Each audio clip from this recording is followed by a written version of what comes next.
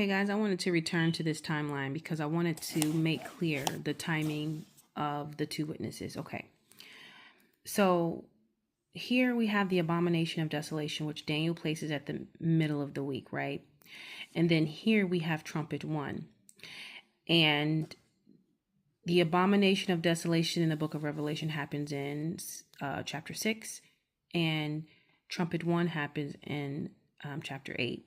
But in chapter 7, verse 9, the multitude church is seen before the throne of God, taken out. And notice, if this event begins the tribulation and they're taken out here, they are technically taken out of the tribulation, just as it has kicked off with this event. Okay. But the destruction of the earth doesn't take place until this event in chapter 8. That will be trumpet one. So the multitude church is Revelation 7:9, and we're taken out before anything else begins. Trump one begins here. But I wanted to make mention of the timing of the Antichrist and to show you that it is at the same time that the two witnesses prophesy. Okay, so we know that the abomination of desolation is here in the middle of the week, right? And what Jesus tells them is, he says, when you see the abomination of desolation, you are to flee for your life and run to the hills. Let's go to Matthew 24. So it says, immediately after the distress of those days, the sun will be darkened and the moon will not shed its light. The stars will fall from the sky. Let's go back. I meant to say this bit. So when you see the abomination, this is Jesus, my Bible is in red. So when you see the abomination of desolation spoken of by the prophet Daniel standing in the holy place, then those in Judea must flee to the mountains. Okay. And it says, a man on the housetop must not come down to get things that are out of the house. And a man in the field must not go back to get his coat. Woe to the pregnant woman and the nursing mothers in those days. Pray that your escape may not be in the winter or on the Sabbath for all. It says, for at that time there will be great distress, and the kind that hasn't taken place from the beginning of the world until now, and never will again. Unless those days were cut short, no one will be saved. But those days will be cut short because of the elect. Now, let's skip down to where it says, immediately after the distress of those days, the sun will be darkened, the moon will not shed its light, the stars will fall, and the sky and the powers of the heavens will be shaken. Then the sign of the Son of Man will appear in the sky, and then all the peoples of the earth shall mourn, and they shall see the Son of Man coming in the clouds of heaven with power and great glory. He will send out his angels with a loud trumpet, and they will gather the elect from the four winds, from one end of the sky to the other. Now, let's just go to my KJV, because I just want you to be able to see how it reads in both. Okay, so we are going to go to Matthew 24, and it says, let's begin at verse 15. So it says, when ye therefore shall see the abomination of desolation spoken of by Daniel the prophet stand in the holy place, then let them which be in Judea flee to the mountains. Okay, so that's the order of things. You see the abomination of desolation, there is a call for them to flee to the mountains. This is to the wilderness, okay? Let him which is on the housetop, we just read that. And it says, let's keep going. Let's keep reading. Skip forward. Then it says, immediately after the tribulation of those days shall the sun be darkened, and the moon shall not give her light, and the stars shall fall from heaven, and the powers of the heaven shall be shaken. And then shall appear the sign of the Son of Man in heaven, and then shall all the tribes of the earth mourn, and they shall see the Son of Man coming in the clouds of heaven with power and great glory. And he shall send his angels with a great shout of a trumpet, and they shall gather together his elect from the four winds, from one end of heaven to the other. Okay, so do we see that order? We see they see the abomination of desolation, and then that is their trigger to run to the wilderness. to flee from Judea, which would be Jerusalem. Okay. Now let's go to Daniel. And let's start at Daniel 9.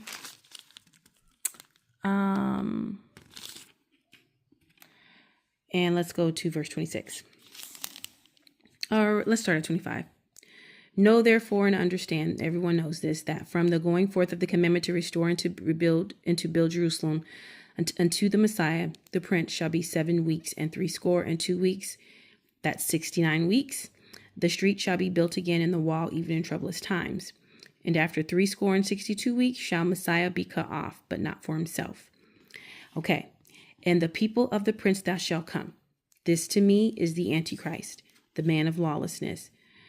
He shall destroy the city and the sanctuary, and the end thereof shall be with a flood. And until the end of the war, desolations are determined. And then it says, he shall confirm the covenant with many for 1 week. 1 week, okay? This is the only place where you're going to see that 1 week. It's the only place. And it doesn't say 1 week tribulation. It just says that he confirms a covenant for 1 week. And pick up on what it says here about the word confirm. When you confirm something, for example, when I confirm a doctor's appointment or a dental appointment or something like that, I am saying, yes, this appointment that I have made in the past is still good. I am still going to show up. So basically, I'm speaking on something that had already been scheduled in the past, and I am confirming it in the present. So when it says that the Antichrist confirms a covenant with many for 1 week, he is reaffirming some form of agreement that was agreed upon in the past. And he's simply confirming it, like a re-upping, like, yes, agreeing, like, yes, this is still good, or yes, my appointment still stands. I don't need to change it. So to confirm something here speaks of something that had already been established in the past, and he's confirming it in the present. All right. That's this covenant. Covenant simply means agreement, some kind of agreement.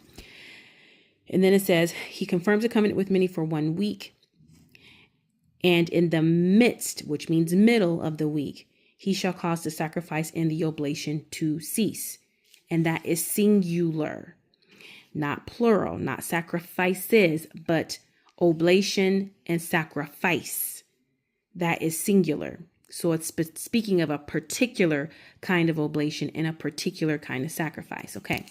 And then it goes on to say, and for the overspreading of abominations, he shall make it, meaning the sanctuary. We know this is the sanctuary based on what we just read in Matthew 24.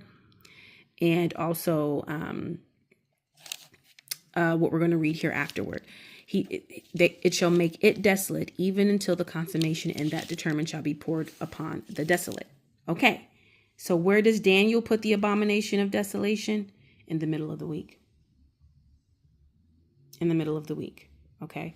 And if you didn't pick that up, we can read it in an easier to read version if that helps you a little bit more. It's okay if you feel like you don't get it that great with the KJV. I don't mind reading it in an easier to read version where it says here.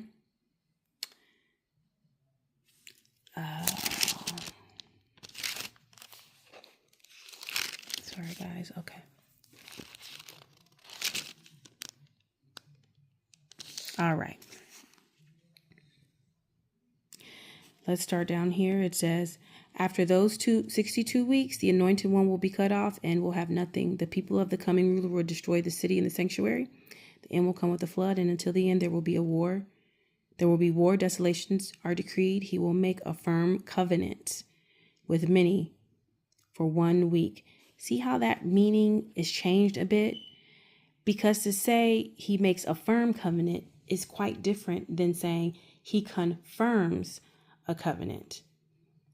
They're different. To confirm something means something completely different than this. So this is why I've been sticking with my KJV. But anyway, then it says in the middle of the week, he will put a stop to sacrifice and offering.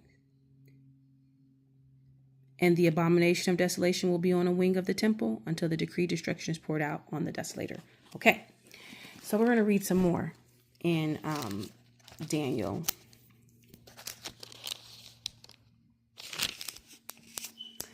Just so we can see the timing of this all.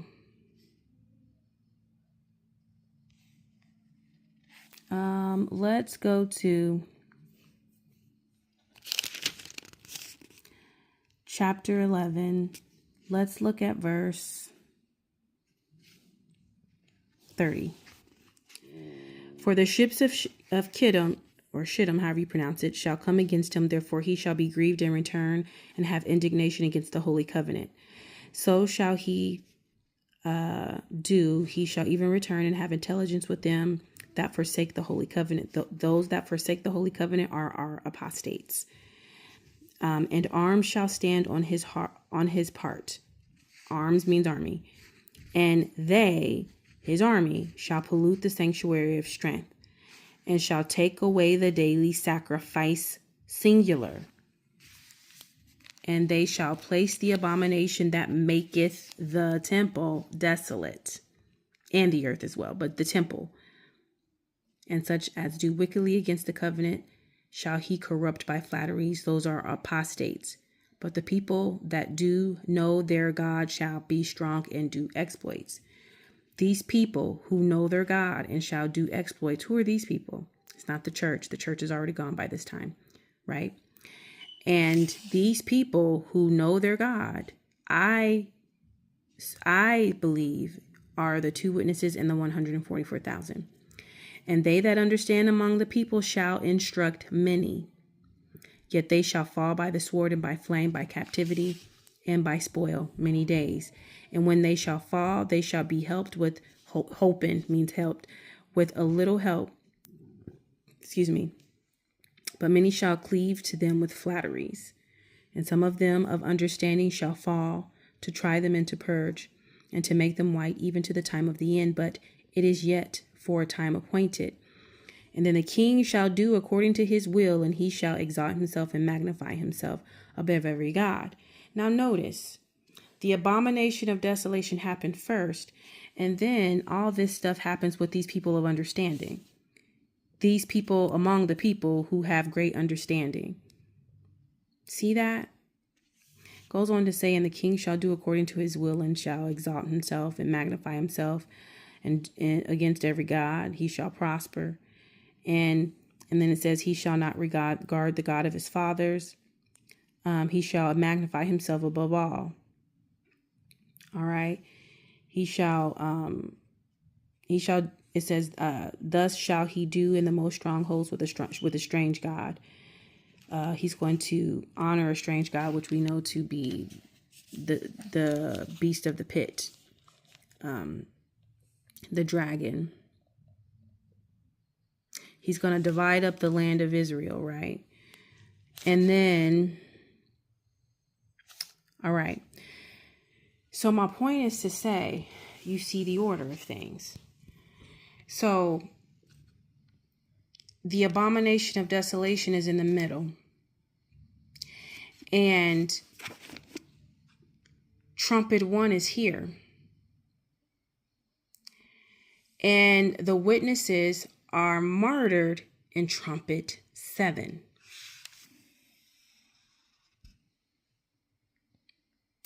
Now, how do we know, according to Revelation, that the abomination of desolation is here and that trumpet 1 is here? Well, if the abomination of desolation is in the middle of the week, as Daniel just said, and then we read Matthew 24, what those signs are for the abomination of desolation. Remember, it said dark sun, dark moon, stars fall, and the heavens open up like a scroll. Okay, let's go back there one more time. Read it for you guys. Right? The sun will be darkened. The moon will not shed light. The stars will fall from the sky, and the powers of the heavens will be shaken, and the sign of the Son of Man shall appear. Now let's go to Revelation. chapter 6. Revelation chapter 6.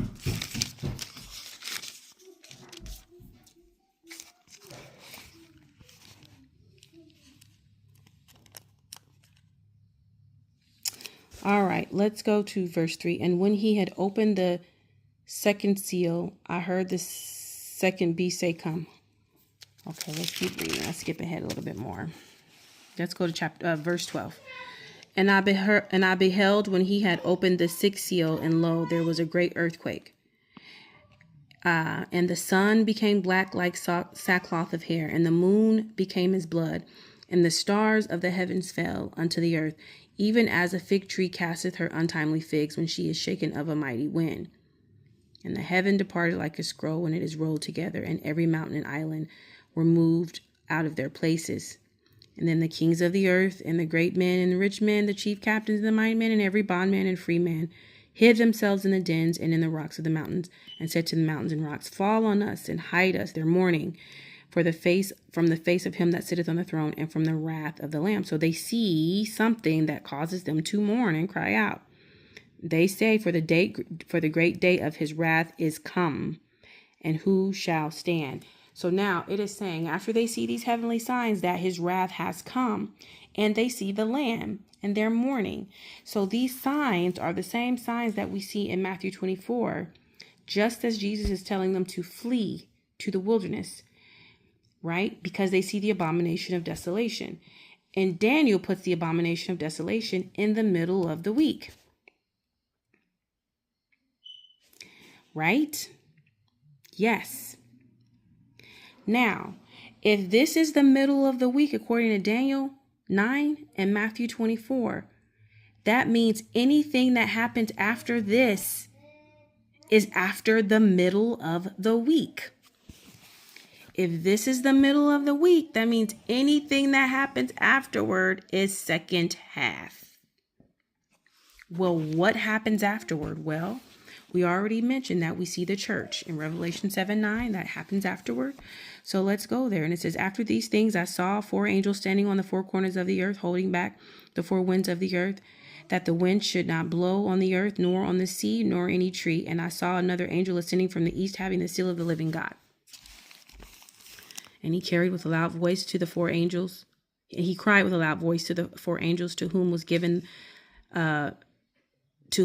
given to hurt the earth and the sea, saying, hurt not the earth, neither the sea, nor the trees, till we have sealed the servants of our God in their foreheads. These servants means prophet.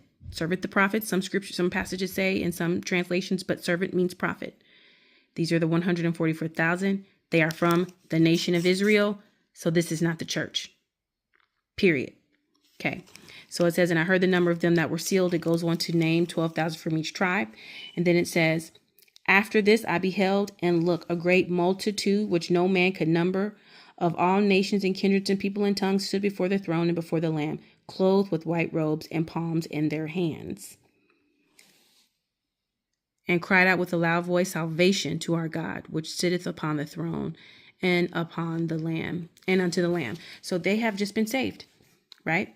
That it's all hell's about to break loose, and these people have been saved, right? And notice that these 4 angels, they are holding back the wind, the 4 winds. Notice that when these people are taken up to heaven or collected, notice in Matthew 24, it says that 4 angels are dispatched, and they collect the elect from 4 winds. Shall we go back there and look? 4 winds. He will send out his angels with a loud trumpet, and they will gather the elect from 4 winds, from one end of the sky to the other. Where do those people go? Some people say, oh, we go to heaven and come back to the earth, or go to the sky and come back to the earth. No, this tells us where they go. It says that those same 4 angels are holding back 4 winds. And from those 4 winds, this group that we now see in Revelation 7:9 was collected. And where do we see this group? Notice that they can't harm anything until the witnesses, or not the witnesses, but until the 144,000 are sealed. And once they're done sealing these people, then this group can release the 4 winds and begin to harm the earth, the sea, and the trees. But before they can get to do that, guess who's already in heaven? Revelation 7:9 multitude church. Boom, there we are. And then now, where is trumpet 1? After that. But before we get there, it says, who are these people that just got taken to heaven? He says, these are they which came out of great tribulation and have washed their robes and made them white in the blood of the Lamb. Does it say they encountered the beast? Does it say that they resisted the beast in the number of his name? Does it say that they were beheaded? No, no, no, and no. How did they overcome? It says they washed their robes and made them white in the blood of the Lamb. Therefore, that means because of that, are they before the throne of God? Well, where is the throne of God? In heaven. And they serve him day and night in his heavenly temple. We know this isn't the earthly temple because that just got desecrated by the Antichrist, did it not? So this can't be the earthly temple. This is the heavenly temple. And he that sitteth on the throne shall dwell among them. And then it goes on and says, for the Lamb which is in the middle of the throne, that's in heaven, shall feed them and shall lead them into living fountains of waters. And he shall wipe away all their tears. So now these people are sitting pretty in heaven. Now look, it says, and when we have opened up the 7th seal, there was silence in heaven for a space of an hour. And I saw the 7 angels which stood before God, to them were given 7 trumpets. And another angel came and stood at the altar having a golden censer. And there was given unto him much incense, that he should offer it with the prayers of all the saints that just got collected to heaven upon the golden altar which was before the throne. And the smoke of the incense which came with the prayers of the saints ascended up before God out of the angel's hand. And the angel took the censer and filled it with fire of the altar and cast it into the earth. And there were voices and thunderings and lightnings and an earthquake. And the 7 angels which had 7 trumpets prepared themselves to sound. The first angel sounded, and there followed hail, fire mingled with blood, and they were cast upon the earth. And the third part of the trees were burnt up, and all the green grass was burnt up. Bam, right there. Now notice, people are in heaven, then trumpet 1. But how many more trumpets do we have to go? 6 more, right? We have 6 more to go. So the question is, okay, so now we said that Daniel puts the abomination of desolation in the middle of the week. Boom, right there.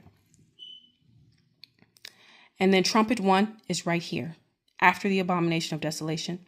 We know that Revelation 6 is the middle of the week because those same signs from Matthew 24 match those signs in Revelation 6. So we know Revelation 6 is also the same event in the middle of the week right there, right? Chapter 8 begins T1, means trumpet 1. In between trumpet 1 and chapter 7, the multitude church of Revelation 7:9 is secure in heaven. They're sitting pretty before the throne of God, right? When are the 2 witnesses martyred? If this is trumpet 1, that means trumpets 2 through 7 are after the middle of the week, which is in chapter 6 of Revelation. That means anything after that is after the middle of the week, which is second half. When are the 2 witnesses martyred? Aren't they martyred in trumpet 7? Let's go find it. So now at chapter 8, let's go to Revelation 8 and let's just quickly breeze through those. We read 1, trumpet 1, right? And the second angel sounded, and it was a great mountain, as it were, a great mountain burning with fire was cast into the sea, and the third part of the sea became blood. See that? Third, not full, not whole, not all, but only a third. That means there's 2/3 left. And then it says, in the third part of the creatures which were in the sea and had life died, and the third part of the ships were destroyed. And then the third angel sounded. And there fell a great star from heaven, burning as it were a lamp, and it fell upon the third part of the rivers and upon the fountains of the waters. And the name of the star was Wormwood.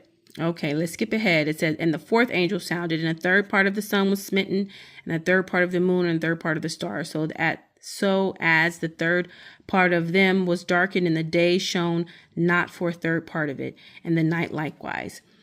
All right, and I beheld and heard an angel flying through the midst of heaven, saying with a loud voice, woe, woe, woe to the inhabitants of the earth, by reason of the other voices of the trumpets of the 3 angels which have yet to sound. Now we're at the 5th. The fifth angel sounded, and I saw a star from heaven fallen to the earth, and to him was given the key of the bottomless pit. He opened the bottomless pit, and there arose a smoke out of the pit as the smoke of the great furnace. And the sun and the air were darkened by reason of the smoke of the pit, and there came out of the smoke locusts upon the earth. And unto them was given power as the scorpions of the earth have power. And it was commanded that they should not hurt the grass of the earth, neither anything, green thing, neither any tree, but only those men which have not the seal of God on their foreheads. Okay, it goes on and it says, and to them it was given that they should not kill them, but that they should be tormented 5 months, and their torment was as the torment of a scorpion when he striketh a man. And it says, in those days shall men seek death and shall not find it, and shall desire to die, and death shall flee from them. All right, so let's skip ahead. So now we just did what? Trumpet 5. All right. Now let's skip ahead. It says, and the sixth angel sounded, and I heard a voice from the four horns of the golden altar, which is before God in heaven, saying to the sixth angel which had the trumpet, loose the four angels which are bound at the great river Euphrates. And the four angels were loosed, which were prepared for an hour and a day and a month and a year to slay the third part of men. And the number of the army of the horsemen were 200,000. And I heard the number of them. And thus I saw the horses in the vision, and I saw them that sat on them, having breastplates of fire and of jacinth and brimstone, and the heads of the horses were as the heads of lions, and out of their mouths issued fire and smoke and brimstone. But by these three was the third part of men killed, by the fire and by the smoke and by the brimstone, which issued out of their mouths. For their power is in their mouth and in their tongues. Okay, so now we have 6 trumpets that have gone forth, and we have 1 left. All right, now this doesn't include the bowl judgments, just talking about the trumpets. Then it says, and the rest of the men which were not killed by these plagues did not repent, not of the works of their hands, that they should not worship devils and idols of gold and silver and brass and stone and wood, which neither can see nor hear nor walk. Neither repented they of their murders, nor of their sorceries, nor of their fornication, nor of their thefts. So listen, guys, these plagues must not be bad enough, because these people are still wilding out. They're still doing what's wrong. And I'm not saying, what I'm trying to say is that the wrath, this is still wrath, but the real deal has not happened yet, where the full cup of God's wrath is poured out, because they still refuse to repent, and they're still doing bad stuff, right? So this can't be that bad, right? And remember, it's during this time that the Antichrist is going to think he's winning. So if he thinks he's winning, it can't be too bad, right? Not yet. So, but we still have 1 trumpet to go. Let's turn.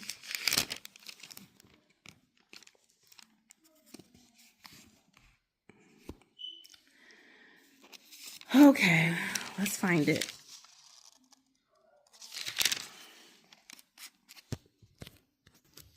Okay.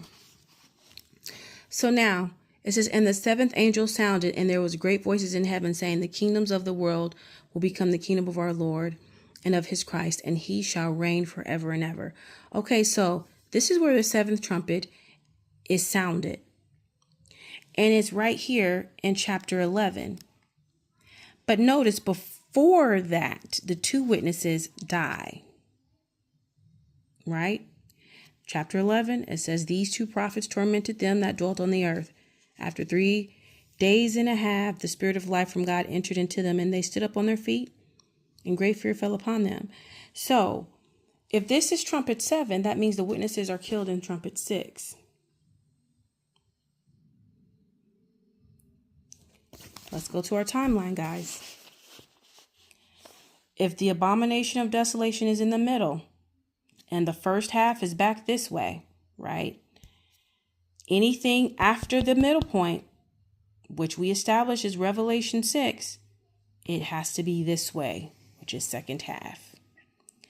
And if trumpet 1 is here, and trumpet 6 is somewhere down here, and the witnesses are martyred in trumpet 6, it is after the midpoint, which establishes that the two witnesses are not martyred in the first half. They are martyred in the second half because we have a demarcation. We have a time marker in Revelation 6. According to Daniel, Matthew 24, the abomination of desolation is in the middle of the week. Those signs are at the midpoint. Anything after it is second half. All right. So what that establishes is that the two witnesses prophesy at the same time that the Antichrist reigns for 42 months, which makes sense because what Daniel says is once the power of the holy people is shattered, which will be here.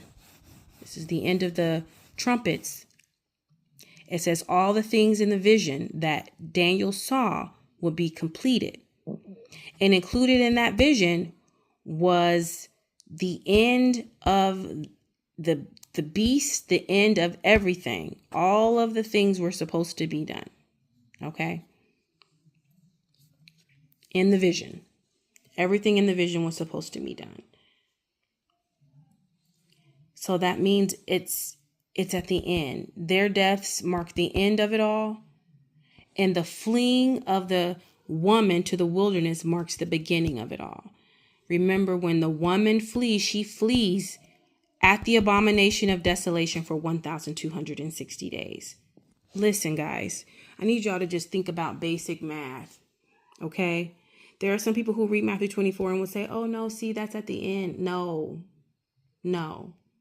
Because if it's at the end and the woman is said to flee when she sees the abomination of desolation, there's no time for 1,260 days if we're already at the end. You see these things, like how chronology works?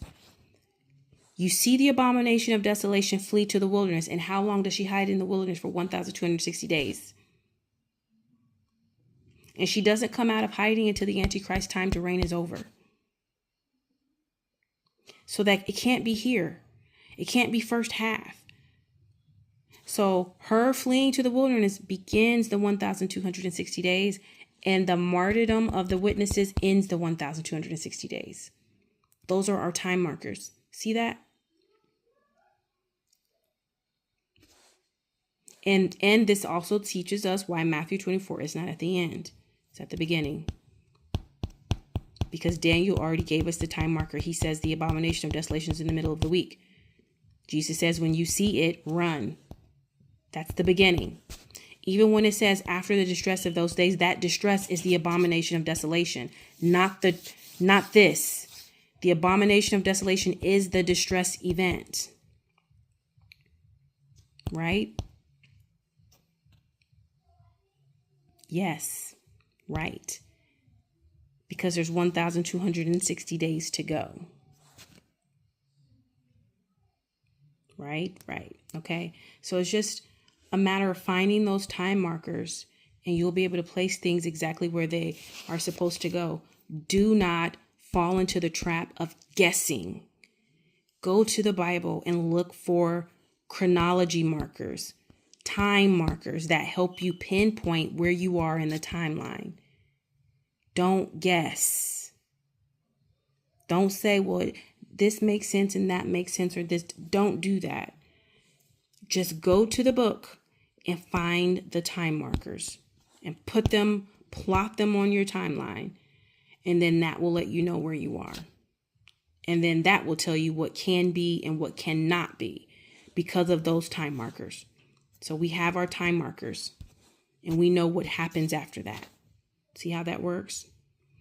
All right. I didn't mean to be this long with this bit, but I just needed to put that forth. And I love AOC and his channel for the most part. But the two witnesses, he puts them at the first half. You know, I know they're not dogmatic on that channel about certain things, but they're in the second half, guys. And because they're in the second half, if the church is taken up here, we're not here to be the 144,000 or the two witnesses. The two witnesses is not us, because we're not even on the earth at that time. See that? And if you want to know where that second harvest is, it's right here at the end. After 1,260 days, that second harvest happens just before the bowl judgments are doled out. In Revelation 15, 14 and 15 is where you will find this. That's the second harvest, right? And then those bowl judgments take place after the 1,260 days is over with. We have the bowl judgments, okay? So this whole time period is trumpets 1 through 7, right? And then we have the bowls, which I believe are in Nisan. And I'm not dogmatic about that, but I believe the bowls are in the millennium. All right, that's it, guys.